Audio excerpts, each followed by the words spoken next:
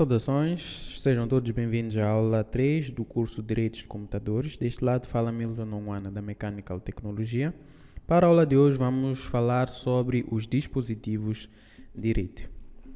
Bom, sem mais delongas, numa rede de computadores, para ela existir em primeira mão é necessário que existam nela dispositivos de rede. E cada dispositivo desempenha a sua própria função com o objetivo de prover a comunicação entre os diferentes componentes de uma rede. Temos como os principais dispositivos o router, o switch, a firewall, o access point, os servidores e os dispositivos terminais. Temos também outros dispositivos que eles não estão aqui referenciados nesta aula, mas os essenciais são basicamente esses que temos nessa mini tabela aí.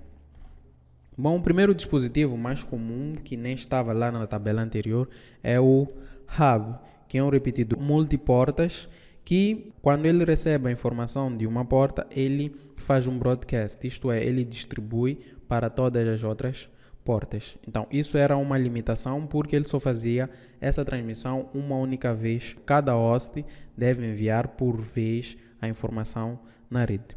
Então, este dispositivo ficou ultrapassado. Atualmente utiliza-se o switch, que o switch é um dispositivo de rede ou melhoramento do hub, que também desempenha a mesma função e encaminha tanto em broadcast, em multicast, assim como em unicast. Isto garante que a informação chegue em todas as dimensões de uma rede em estrela que ele consegue criar. E também ele faz a transmissão em full duplex, ou seja, ele pode enviar assim como receber informação na rede por porta. Depois temos o switch da camada 3, que este switch desempenha funções superiores àquele switch da camada 2. Isto é, um switch da camada 2, quando ele tem lá suas próprias VLANs, sem intervenção de um router, ele não tem a capacidade de permitir a comunicação desses hosts. Ou seja, hosts que pertencem a VLANs distintas não poderão se comunicar. Mas com o desenvolvimento do switch da camada 3, conseguimos agregar várias outras funcionalidades. Primeira que é a capacidade de rotear, ou seja, dados em VLANs ou em redes distintas, ele já consegue permitir que haja comunicação na rede. E também, quando ele é utilizado em combinação com o router em uma rede de computadores, a carga de trabalho do router fica mais reduzida do que se fosse a utilizar um switch da camada 2. Isto porque um switch da camada 3 já faz ou desempenha, já toma as suas próprias decisões sem a intervenção do router dentro da rede. Depois temos o próprio router, ok? O router tem a função de interligar diferentes redes de computadores. Independentemente da quantidade e das distâncias, um router não encaminha em broadcast, ou seja, cada rede, cada LAN é uma rede. Ou seja, o router interliga diferentes redes de computadores. Depois vem as firewalls, que são dispositivos de rede que garantem a segurança da mesma. Ou seja, os firewalls são a ponte, ok, que garante o que deve acontecer ou não dentro da nossa rede de computadores. Também definimos filtros de o que pode adentrar na nossa rede local e também poderá definir o que pode se aceder à rede externa, garantindo também a segurança dos nossos utilizadores e também dos nossos próprios dispositivos disponíveis na nossa rede. E depois temos um servidor, ok? Um servidor é baseado em software e ou com hardware. Em software estamos a falar dos próprios sistemas operativos que operam a nível de um servidor.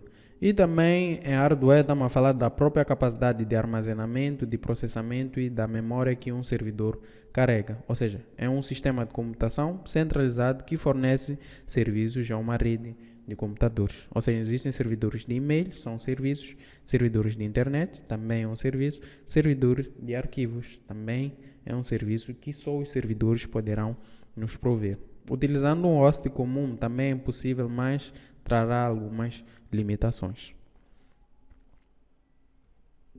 Depois temos o access point, que é um dispositivo de uma rede sem fios, ou seja, ele é como se fosse um switch, mas um switch sem cabo, ou seja, o próprio ar é o nosso meio de transmissão, ou seja, ele realiza a interconexão entre todos os dispositivos móveis.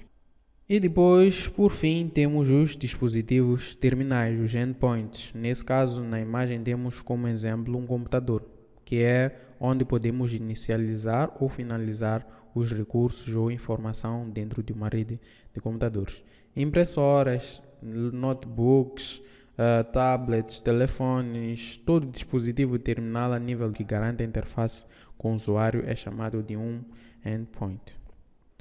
Bom, era basicamente isso que tínhamos a nível desta aula sobre os dispositivos de rede. Como eu já tinha dito antes, existem outros dispositivos que quem for aceder aos anexos desta aula vai poder encontrar lá um PDF que contém todos os dispositivos de uma maneira mais detalhada sobre cada um deles.